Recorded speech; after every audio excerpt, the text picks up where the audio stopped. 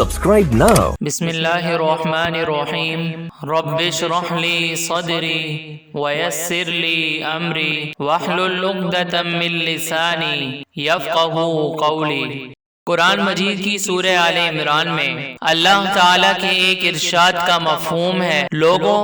جب تک اللہ ناپاک کو پاک سے الگ نہ کر دے گا، مومنوں کو اس حال میں جس میں تم ہو ہرگز نہیں رہنے دے گا۔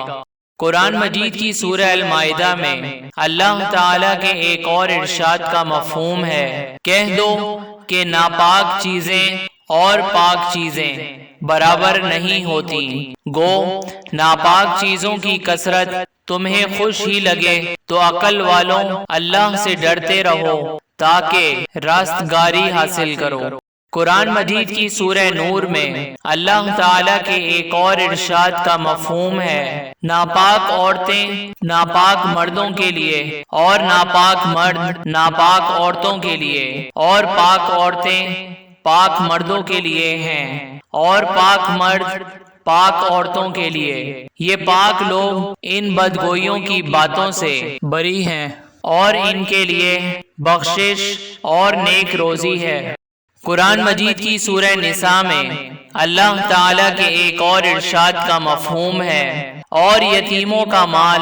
جو تمہاری تحویل میں ہو ان کے حوالے کر دو، اور ان کے پاکیزہ اور عمدہ مال کو اپنے ناقص اور برے مال سے نہ بدلو، اور نہ ان کا مال اپنے مال میں ملا کر کھاؤ کہ یہ بڑا سخت گناہ ہے۔ قرآن مجید کی سورہ البقرہ میں اللہ تعالیٰ کے ایک اور ارشاد کا مفہوم ہے، مومنوں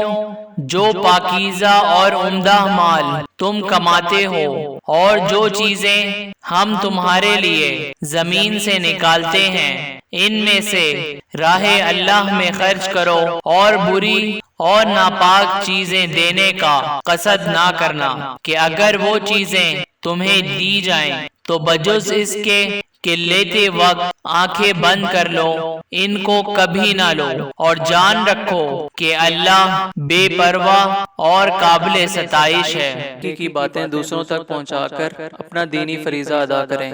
اور ہماری حوصلہ افزائی کے لیے ہمارے چینل کو ضرور سبسکرائب کریں۔